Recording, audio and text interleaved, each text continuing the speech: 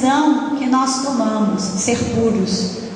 Eu tomo uma decisão de ser puro em qualquer lugar. Amém? Nós podemos observar a famosa história de Daniel e os seus companheiros, que colocaram no seu coração um desejo firme, um propósito firme, inabalável, de não estarem se contaminando com os manjares do rei. Babilônia era o pior lugar para se estar. Era um lugar de desafio. Dificilmente alguém se tornaria puro ou santo na Babilônia. Mas Daniel e seus amigos tomaram essa atitude ou essa decisão. E desta forma eles não se contaminaram. Deus ama a pureza. Deus ama a pureza de uma criança. Deus ama a pureza de um junior, de um adolescente, de um jovem, de um adulto, de uma pessoa mais experiente, mais idosa. Deus, Ele tem prazer na pureza. Não é à toa que o Senhor, Ele vem resgatar uma igreja. Mas que igreja é essa? Uma igreja pura. Amém? Então Davi, ele sabia disso. Até porque puro significa selecionado, separado, não contaminado. O mercado sabe da importância daquilo que é puro. São escolhidos os melhores grãos para o café, para o arroz. E aquilo que é puro, que não é contaminado, ele é considerado o melhor, selecionado. O mercado sabe disso, entende sobre isso. E nós também precisamos entender. Não importa em qual geração, não importa onde nós estivermos, Deus ama a pureza. Amém? Amém. Nós precisamos também ter esse entendimento de Davi. E é por isso que ele faz essa súplica aqui no versículo 10. Senhor, cria em mim um coração puro. Mas para nós entendermos isso, para nós pedirmos ao Senhor um coração puro, nós precisamos primeiro entender a nossa condição de pecadores. E nós somos. Parece estranho nós falarmos isso. Nós estamos aqui no meio de crentes, de cristãos, de servos de Deus, mas ainda assim nós somos pecadores. Nós pecamos por omissão, por aquilo que nós fazemos ou por aquilo que nós deixamos de fazer, por aquilo que nós pensamos, pelas nossas intenções. Nós somos pecadores. E como pecadores nós carecemos, nós precisamos da graça, da misericórdia de Deus sobre as nossas vidas. Davi também tinha esse entendimento, e por isso ele pedia: Senhor, crie em mim um coração puro. Um coração puro é um coração que se reconhece como pecador, mas mais do que isso, que reconhece Deus como aquele que pode purificar, aquele que pode limpar. Somente Deus pode nos purificar, pode nos limpar de todo pecado, de toda iniquidade. Amém? E quando nós olhamos essa história, nós aprendemos sobre isso. Para nós pedirmos ao Senhor um coração puro, nós precisamos entender que somos pecadores. Se você mais uma vez observar o Salmo 51, você vai perceber os pronomes que Davi usa para falar sobre o seu pecado. Davi, ele usa pronomes como: os meus pecados, as minhas transgressões, as minhas iniquidades. Ele falava do pecado dele. Ele não falava do pecado de outra pessoa, mas do pecado que era dele. E o que é que nós podemos aprender com Davi? Entre muitas coisas. Primeiro, que Davi, aqui no Salmo 51, ele não encobre os seus pecados. Nós muitas vezes, nós tentamos, de uma forma tão absurda e chega a ser ridícula, encobrir os nossos erros e os nossos pecados. Nós tentamos maquiar, mascarar os nossos erros e os nossos pecados, mas pecado, meu amado, é pecado. Não adianta nós colocarmos flores e cores no pecado, porque ele sempre será pecado diante de Deus. A Bíblia, ela não vai caminhando de acordo com a atualidade. A Bíblia, ela é infalível, ela é imutável. Amém? E quando a Bíblia diz que algo é pecado, pode passar 1000, 2000, 3000, 4000, 5000 anos, aquilo sempre será pecado. O pecado do Velho Testamento continuou sendo pecado no Novo Testamento, continuou sendo pecado na época dos Atos dos Apóstolos, continua sendo pecado nessa dispensação que é do Espírito Santo de Deus sobre as nossas vidas. Não é porque as coisas mudaram, não é porque todo mundo faz, não é porque já não tem nada a ver. Não, pecado é pecado. Não adianta nós tentarmos encobrir, até porque diante do Senhor tudo é revelado. Não há nada que fica oculto. Quando nós cometemos um erro, não adianta nós tentarmos mascarar de forma alguma. De forma alguma nós vamos tentar esconder algumas coisas diante do Senhor. E aqui Davi ele começa a colocar os meus pecados, as minhas transgressões, as minhas iniquidades. Não adianta encobrir, não adianta maquiar, não adianta mascarar. Não é porque todos fazem. Homossexualismo é pecado, continua sendo pecado e sempre será pecado diante do Senhor. Por mais que você ouça palavras diferenciadas, por mais que você ouça argumentos, sempre será pecado. O sexo fora do casamento sempre será pecado. Mas está tudo normal, não interessa. Isso é pecado diante do Senhor. E o pecado, ele nos afasta de Deus. Davi, ele sabia disso. E por isso ele desejava se aproximar do Senhor. Aqui no Salmo 51, ele não tenta encobrir os seus pecados. No Salmo 51, ele não tenta justificar os seus erros. Inclusive, Davi, ele não usa expressões como nós estamos acostumados a usar. Senhor, mas eu pequei por quê? Eu pequei mais, todo mundo peca, todo mundo faz isso. Eu pequei porque é normal. Davi não usa isso de forma alguma. Observe a estrutura do Salmo 51. Por isso que nós dizemos que é uma oração de arrependimento. E ao contrário disso, você vai observar que Davi, ele realmente diz: pequei contra ti somente, e fiz o que é mal perante os teus olhos. Ele não justifica. Irmãos, um grande erro nosso, tentar justificar, tentativas frustradas de justificar o nosso pecado. Nós não podemos fazer isso, até porque eu creio que o pecado ele entristece a Deus, mas eu creio que entristece mais ainda quando nós tentamos justificá-lo. Não. E essa tentativa frustrada de justificativa pelo pecado cometido já é antiga. Observe lá em Gênesis, Adão e Eva. Quando o Senhor chega até Adão e Eva, quando o pecado dos dois, o pecado ele é confrontado, um começa a jogar a culpa no outro, a justificar. Mas foi a mulher que o Senhor me deu. Senhor, eu pequei, mas foi a namorada que o Senhor me deu. Mas foi o namorado que o Senhor me deu. Ela diz o quê? Mas foi a serpente. A carne é fraca. Eu estou tentando justificar o meu pecado. Mas observe que para cada um houve uma consequência pelo pecado cometido. Verdade. O tempo que você gasta justificando o seu pecado, você pode aproveitar se arrependendo e mudando de vida. Qualquer que seja a atuação, qualquer que seja a situação. Davi, ele não justifica, ele ao contrário, ele diz: Senhor, eu pequei contra ti. Senhor, eu fiz o que é mal diante dos teus olhos, ou perante os teus olhos. Eu fico às vezes observando os jovens, a gente sempre tem falado as mesmas coisas, até porque pecado continua sendo pecado em todos os lugares. Em todas as igrejas nós passamos pelos mesmos problemas, pelas mesmas dificuldades. E com relação a pecados como pornografia, muito difundido no meio dos jovens, chega a ser até comum, natural, mas é pecado. E às vezes eles dizem, mas é a internet, mas é a televisão.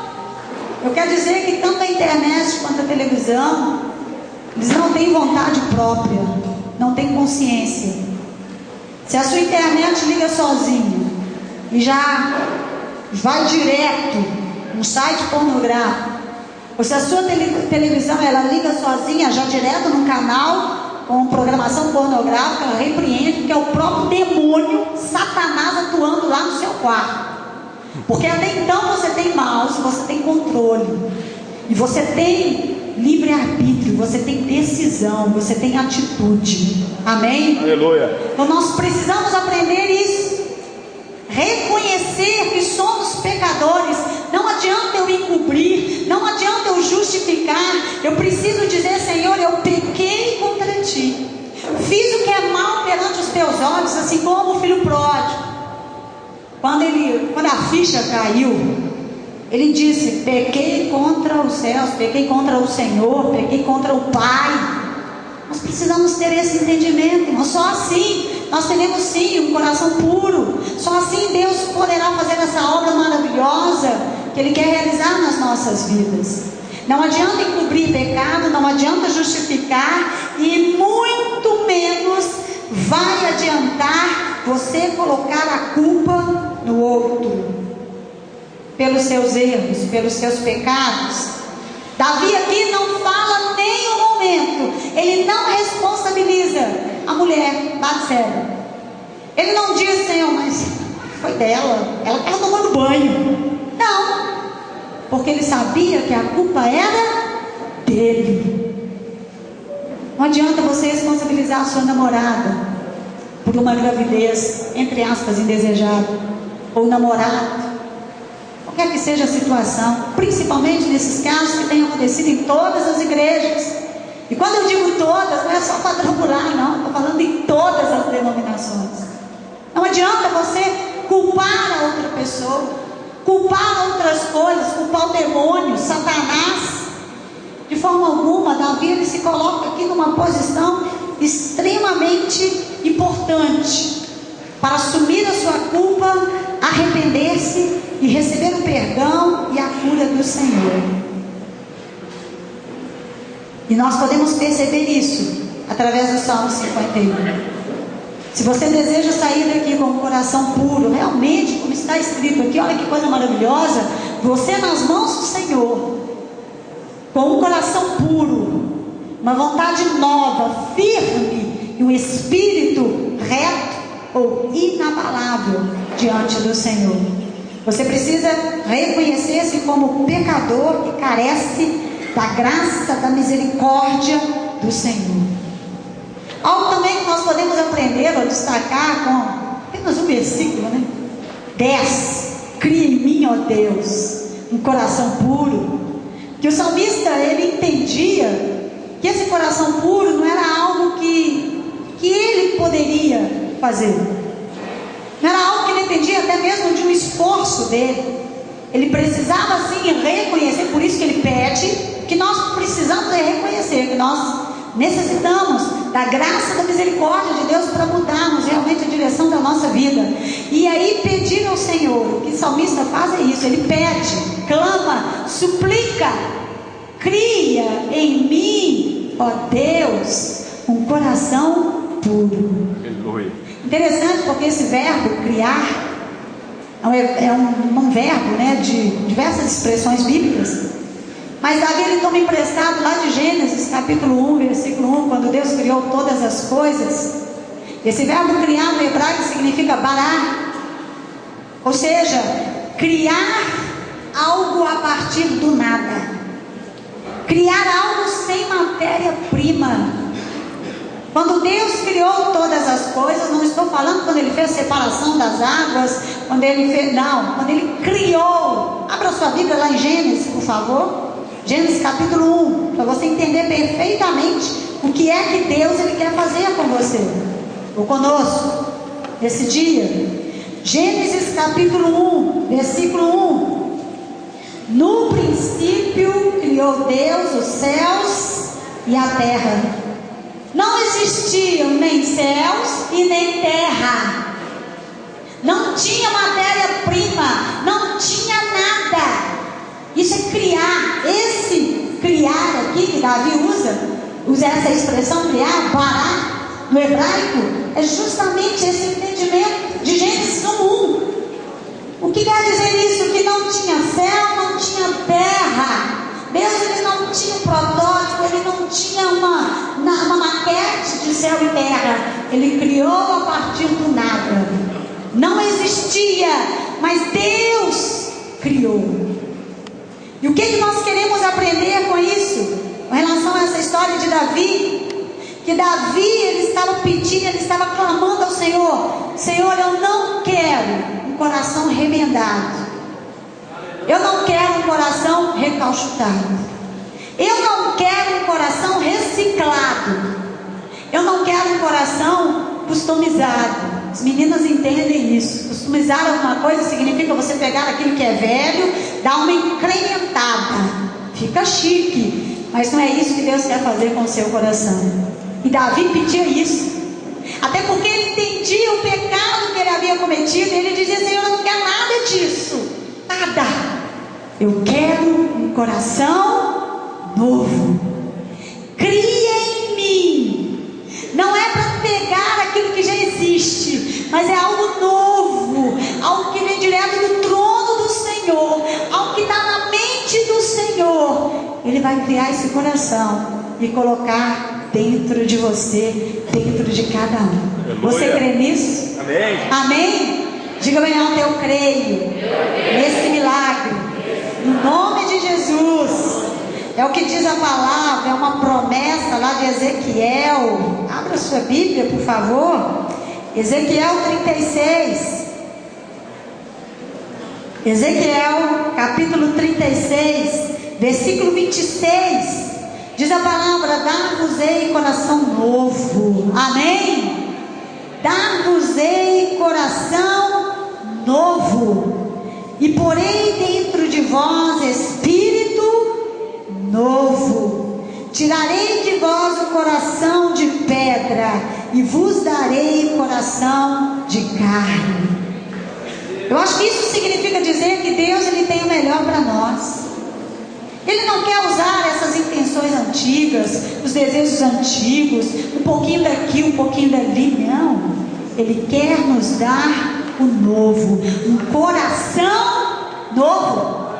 Mas para que Ele nos dê esse coração, Ele primeiro vai pedir, esse coração para você.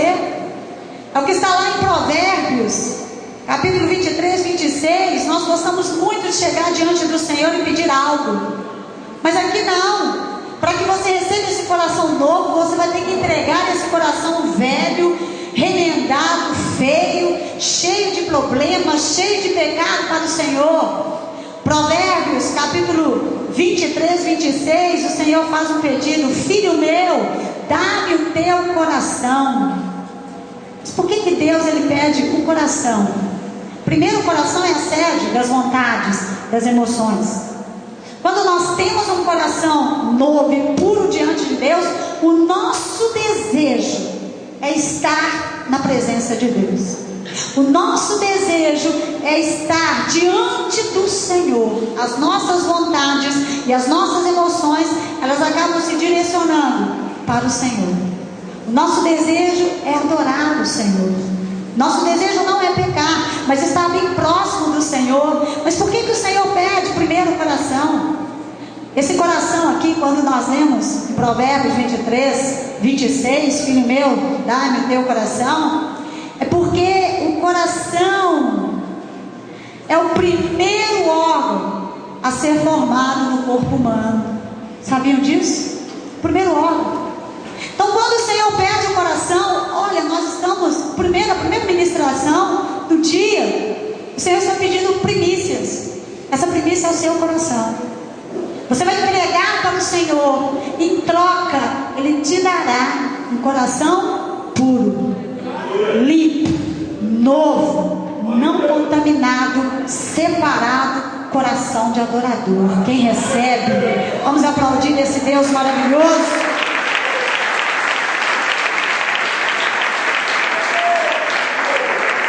Graças a Deus. A Bíblia fala sobre a importância do coração em diversas passagens bíblicas. A Bíblia diz que a boca fala o que tem no coração. A Bíblia fala também que os maus pensamentos, os maus desígnios, eles não surgem na mente, mas no coração, porque expressa vontade, expressa emoção, expressa desejo. A Bíblia fala que sobre tudo que se deve guardar, guarde o teu coração. Guarde o seu coração. Porque o coração, quando ele não é guardado pelo Senhor, ele tem um poder sobre a nossa vida, um poder de engano, destruidor. Comece a observar isso nos relacionamentos. Quantas vezes você acha que aquela pessoa é aquela pessoa? Mas com o tempo, se você estiver mesmo na presença do Senhor, você vai percebendo que não era nada daquilo, que você foi enganado.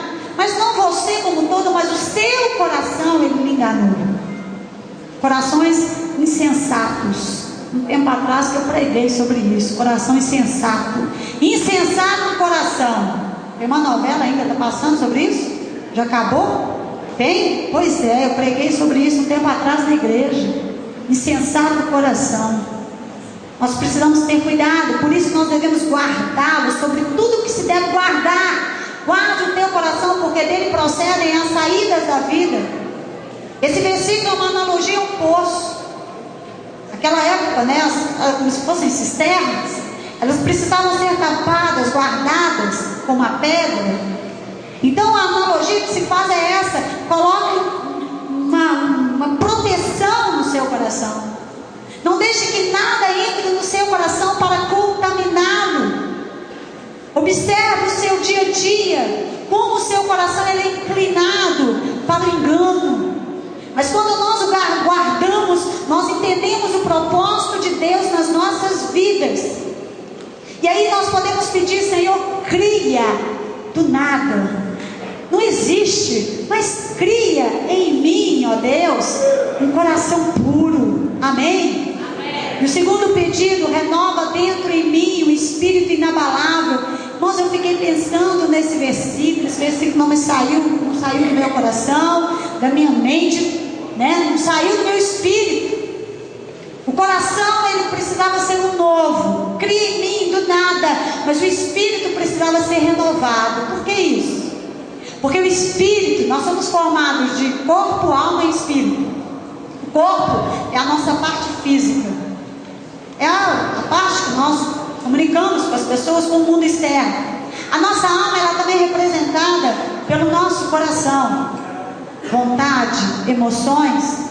Mas o nosso espírito é a parte mais nobre, porque o espírito se comunica com Deus. Mas por que não um espírito novo? Mas sim um espírito renovado. Porque essa parte espiritual precisa ser renovada pelo fato que o homem, ele pecou lá no Jardim do Éden. E o Espírito é aquilo que nos traz comunhão com o Senhor. Através do Espírito nós realmente adoramos a Deus. Foi isso que o Senhor Jesus disse para a mulher samaritana sobre os verdadeiros adoradores. Eles adoram o Senhor não falou em coração, nem alma, nem corpo, mas falou em Espírito. Essa parte Espírito foi aquela parte que foi abalada e que trouxe um afastamento da comunhão com o Senhor lá no Jardim do Éden. Por que o coração ele precisa ser novo? Porque é uma parte nossa, tem a ver conosco. O Espírito ele vai ser renovado, porque a obra que Deus fez para nos reconciliar com Ele foi uma obra perfeita, através do sacrifício do Senhor Jesus lá na cruz do Calvário. Não é necessário, não será necessário, não será preciso um novo sacrifício para que eu entre no Santo dos Santos, para que eu adore o Senhor, porque o sacrifício ele foi perfeito. No momento que o Senhor Jesus morreu naquela cruz, diz a palavra que o véu se rasgou. O véu se rasgar significando que nós temos agora livre acesso ao Pai. Por isso que o Espírito ele precisa ser renovado a cada dia, renovar o meu espírito. Eu não preciso de um espírito novo, ele não vai ser criado do nada, porque todo o processo de salvação, ele nos trouxe essa dependência de Deus, esse livre acesso ao Pai, essa comunhão com o Senhor. Então Davi ele diz: renova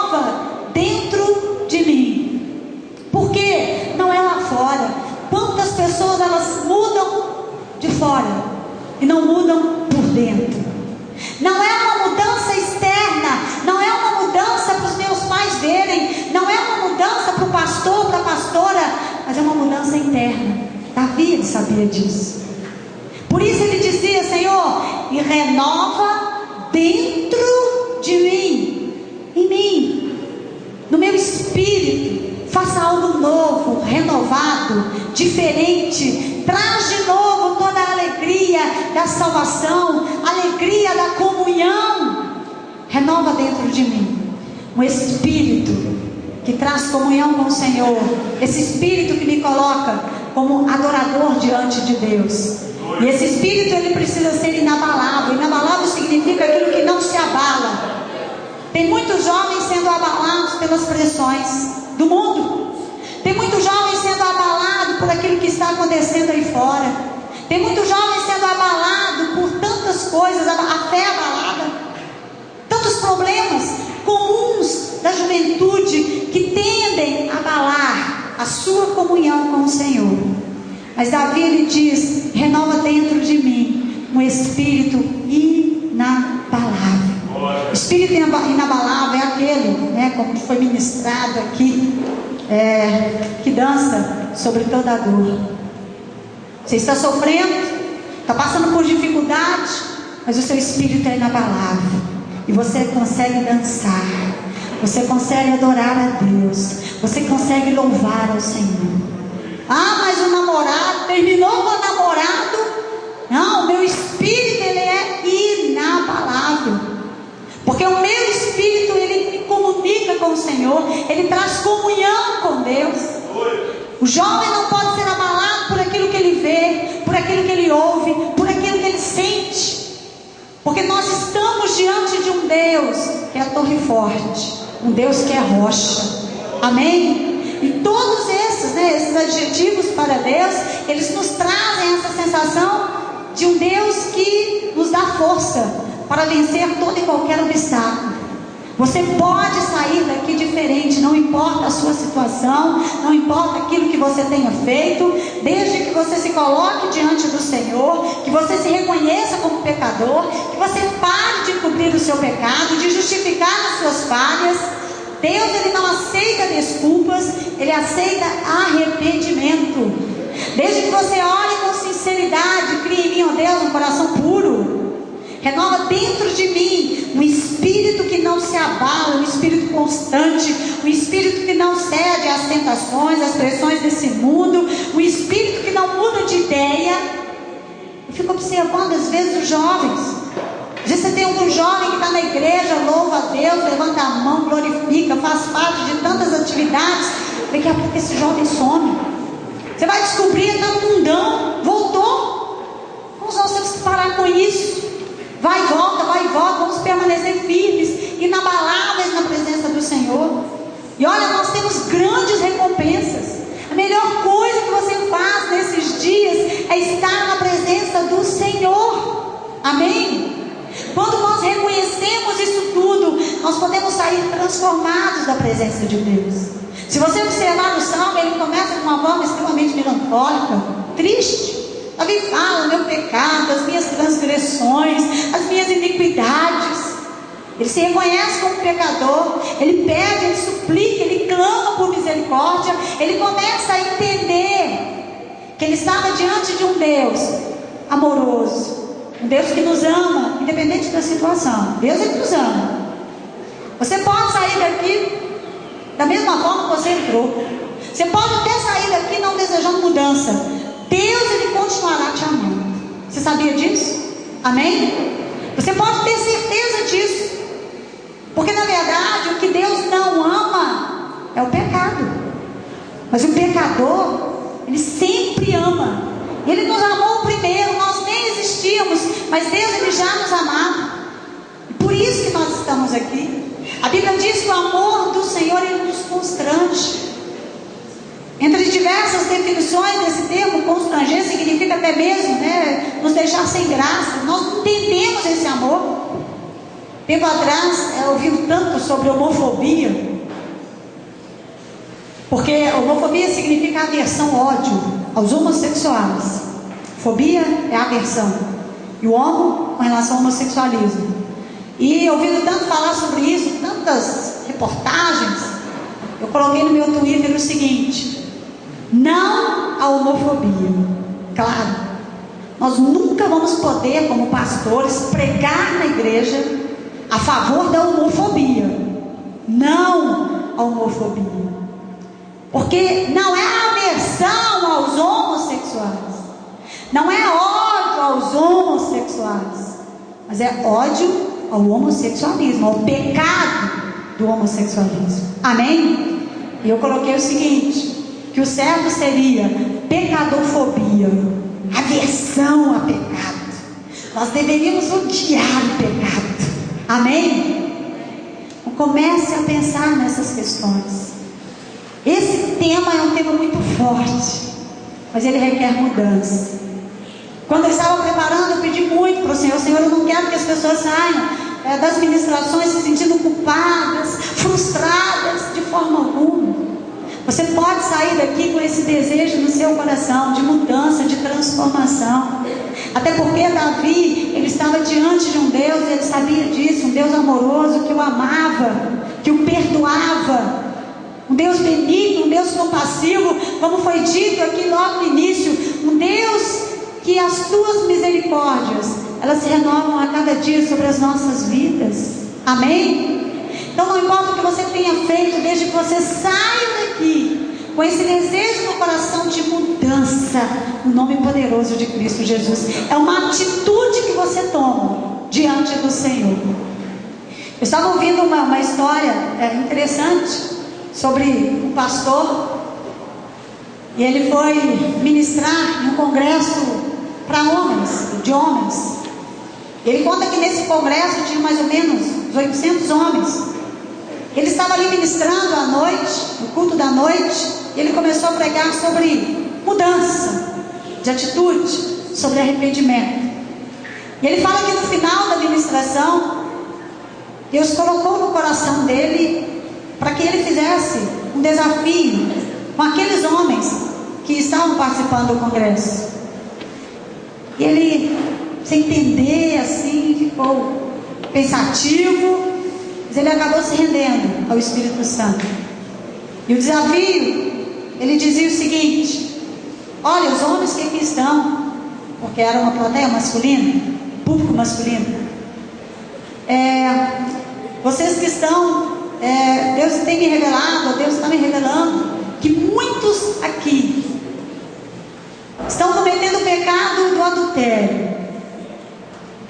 ou da prostituição, ou da fornicação, ou da masturbação, que também é pecado. E ele dizia o seguinte: olha, principalmente aqueles que têm cometido o pecado do adultério, da fornicação, da prostituição, relações extraconjugais, Deus, ele está fazendo um desafio aqui agora, um desafio de mudança. Você vai levantar desse lugar, tem um orelhão, telefone público, na entrada desse prédio. Você vai sair do seu lugar, você virar aqui à frente, eu vou entregar para você um cartão telefônico. Você vai receber uma oração, vai sair daqui e vai lá ligar para esta mulher, para esta pessoa, dizendo que você não mais quer ter um relacionamento com ela, que você é um homem mudado, que você é um homem transformado. Esse pastor conta que quando ele falou aquilo, ele ainda fala, eu não sabia onde que ele estava com a cabeça, mas ele ficou olhando assim para os homens, e foi um silêncio tremendo no lugar. E sabe aquela história assim, fica todo mundo esperando para ver quem vai primeiro? Pois é, e foi aquele silêncio, e ele pediu misericórdia. Ele falou assim: eu tenho misericórdia, por que você pediu para eu falar isso? Depois de uns 5 minutos, levantou um homem alto. Ele falou: esse homem vai me dar um soco na cara, né? Vai me bater. Homem alto, rústico. Esse homem fala que o silêncio era tanto que podia ouvir o joelho do homem tremendo. E aquele homem chegou até ele, falou: pastor, eu quero cartão, porque eu sou caminhoneiro, e a pessoa, sangue de Jesus tem poder, e eu tenho caso com uma mulher, já tem 12 anos, e aqui Deus, ele colocou no meu coração um desejo de mudança, e eu vou ligar para essa mulher e terminar tudo. E o homem saiu do salão e ficou todo mundo olhando, foi lá, e o telefone era bem próximo, né? E eles ouviram até o final da conversa. Aí o homem colocou o telefone, o gancho, ele voltou para o salão e assentou, e a partir daquele momento, dezenas e dezenas começaram a se levantar, porque eles estavam sentindo a mesma coisa, o mesmo desejo de mudança. Amém? Nós não temos aqui um telefone público, mas eu quero dizer que tem um cartão aqui, e esse cartão é: cria em mim, ó Deus, um coração puro, e renova dentro de mim um espírito inabalável. Qualquer que seja o pecado, qualquer que seja a situação, se você quer dar um basta nisso, sair daqui mudado e transformado, o desafio é o mesmo: que você saia do seu lugar, venha aqui à frente e peça perdão ao Senhor, porque você sairá transformado no nome de Jesus. Amém? Vamos ficar em pé no nome de Jesus. E feche os teus olhos. E você que quer sair daqui mudado, talvez você nunca tenha feito essa oração. Talvez você tenha sentido no seu coração, é o contrário: olha, não tem jeito para mim, não tem mais solução, não tem mais saída. Deus, Ele jamais vai me aceitar. Eu gostaria que você viesse aqui à frente, porque Deus, Ele quer fazer uma obra maravilhosa na sua vida. Sim, ó Senhor. Tem alguém aqui que se disponibiliza a ser mudado, a entregar o seu coração para Deus, para que Ele te dê um coração puro, um espírito inabalável? Se tem alguém, vem aqui à frente no nome de Jesus. E olha, eu quero dizer para você uma realidade: Deus te ama. Não importa, Deus te ama. Se tem alguém que quer falar é hoje, quer nem saber, eu quero mudança na minha vida, vem, pode chegar bem perto aqui, por favor. Os corajosos, aleluia, glória a Deus, qualquer que seja a situação, vem aqui. Oh Deus, o Senhor é maravilhoso, o Senhor é tremendo. Deus, Ele vai criar. Não existe ainda esse coração que Ele vai te dar, viu? Mas Ele vai criar e vai colocar dentro de você. Ele não vai usar nada do que você já tem. Vem mais para frente, por favor. Vem mais para frente, por favor. Pode chegar bem aqui pertinho. Isso. Glória a Deus, aleluia, Senhor. Quando nós nos colocamos diante do Senhor em arrependimento, é tão gostoso, porque a gente não sente a acusação. Primeiro que o diabo, ele já sai. A gente não sente aquela acusação falando assim: ah, tá vendo? Bem feito. A gente sente o amor de Deus. Aleluia, Senhor. Oh Deus maravilhoso. Glória a Deus, aleluia, Senhor. E eu quero que primeiro você sinta o amor de Deus. Não é, olha, preste atenção. Deus, Ele não toca na ferida para fazer sangrar. Ele olha para você com olhos de amor. Aleluia. Tem uma história que é daquele filme A Paixão de Cristo, e conta a história de um ator que fez Barrabás. Esse ator, Pedro, esqueci o nome, ele queria o papel de Pedro, mas não deram para ele o papel de Pedro, deram de Barrabás. Até porque falam que ele tinha as características de Barrabás na época. E dizem que, quando Mel Gibson chamou, falando: olha, você vai ser o Barrabás. Ele fala que ele ficou muito chateado, porque ele queria ser Pedro. Mas no set de filmagem, quando eles estavam filmando o filme, passando as cenas do filme, o diretor chegou para ele e falou assim: ó, preste atenção. No momento em que você olhar para Jesus, aquele momento de escolha entre Jesus e Barrabás, você vai olhar para Jesus como se fosse a primeira vez que você o visse. Porque tem que trazer essa ideia, que você nunca viu Jesus, mas naquele E ele foi para casa, ele só fez isso no filme. Preparou. No momento da encenação, tudo prontinho. A hora que manda chamar Barrabás, ele aparece na cena. E ele olha para aquele personagem, Jesus. Mas ele fala, ele dá esse testemunho.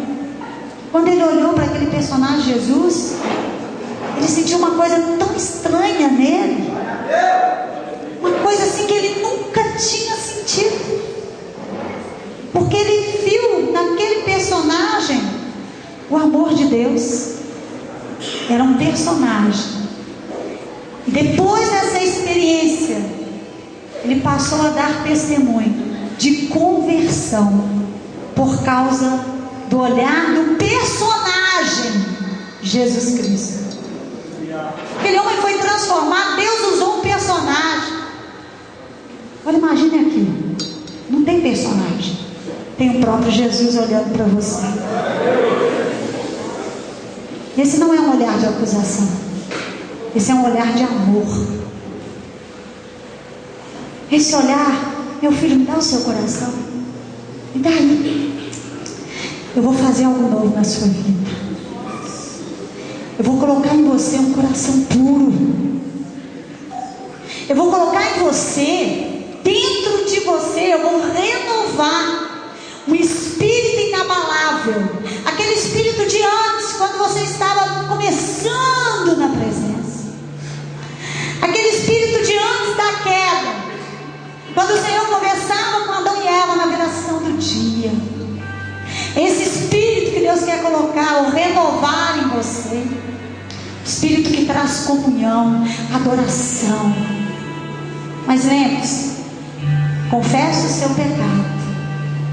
Não culpe o namorado, a namorada, a televisão, a internet, o pai, a mãe, os amigos da escola. Não culpe a música, não. Diga: o meu pecado, a minha iniquidade, a minha transgressão. Mas o Senhor está aqui para abençoar você. Não foi em vão o sacrifício lá na cruz do Calvário. Aleluia, Senhor.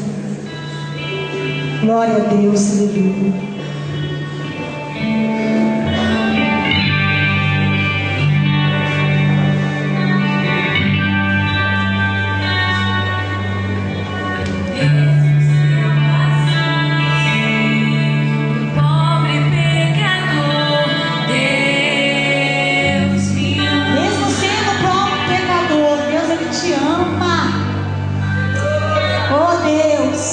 Mesmo sendo falho,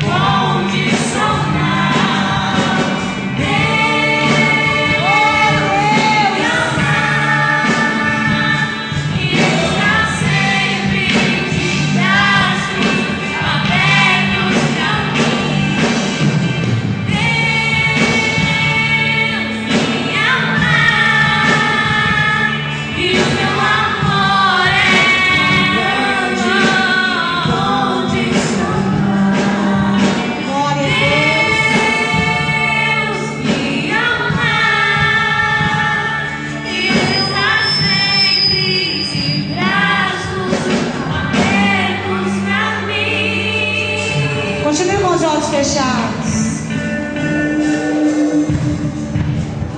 Cria em mim, ó Deus, um coração puro. Renova dentro de mim o espírito inabalável. Você pode falar como o salmista: eu pequei, fiz o que é mal perante o Senhor. Pequei.